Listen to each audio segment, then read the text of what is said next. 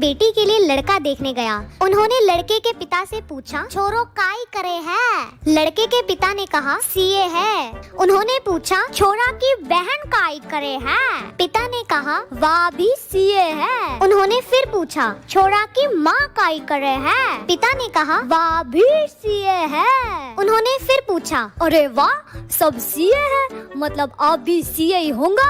लड़के का पिता, ना ना, मैं तो घाघरा ब्लाउज कटिंग करूं, ये सब लोग सीए हैं।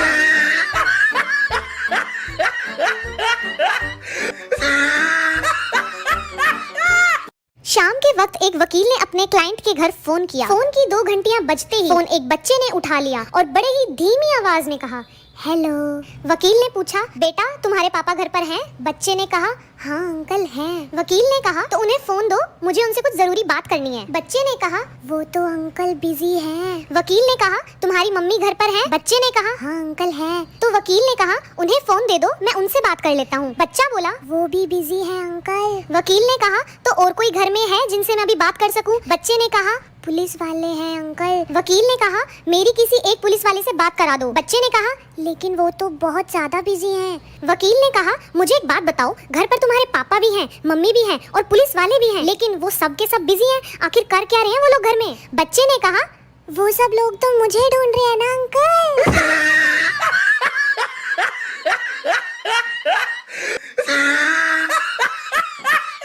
अमेरिका में जब टीचर किसी कॉन्सेप्ट को गलत पढ़ा देती है, सॉरी स्टूडेंट, शायद मैंने गलती से रॉन्ग कॉन्सेप्ट एक्सप्लेन कर दिया है, I am really sorry.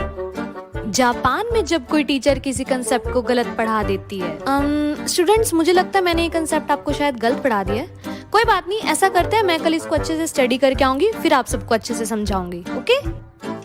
India में जब कोई टीचर किसी कंसेप्ट को गलत पढ़ा देती है, मैं देख रही थी क्लास में कौन सा बच्चा एक्टिव है कौन सा नहीं है। बेवकूफ समझते हो तुम टीचर को? तुम लोग ध्यान नहीं देते हो, इसलिए बीच बीच में मेरे को चेक करना पड़ता है।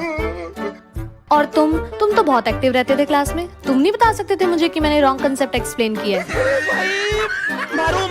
एक वकील ने अपने घर के आगे एक पोस्टर लगाया, जो कोई मुझे कोई अलग बात बताएगा उसको मैं 10,000 रुपए दूंगा, और उस बात का मुझे पता हुआ तो 5,000 रुपए लूंगा। बहुत सारे लोगों ने कोशिश की, लोग उसको कोई भी बात बताते, वो उनकी बात सुनकर कहता, ये बात तो मुझे पता थी, और उनसे 5,000 रुपए ले लेता। बहुत दिन ऐसे ही चलता रहा, वो बात सुनता और कह देता, मुझे ये बात पता थी, निकालो पैसे। फिर एक दिन वहाँ एक लड़का आया और उसने कहा कि मैं आपको एक ऐसी बात बताऊंगा जो आपको नहीं पता। वकील कहता है, बताओ। लड़का कहता है, आपके पापा ने मरने से पहले मेरे पापा से 50,000 रुपए लिए थे और अभी तक नहीं चुकाए, क्या आपको ये बात पता है? वकील ये सुनकर परेशान हो गया और सोचने लगा, हाँ भर दूं कि मुझे पता है तो 50,000 रुपए देने पड़ेंगे, और ना करूँगा तो 10,000 रुपए देने पड़ेंगे। यहाँ तो इस लड़के ने मुझे दोनों जगह ही फंसा दिया। तो दोस्तों, कभी भी खुद को इतना समझदार मत समझो कि दूसरा आपका मजाक उड़ाकर चला जाए।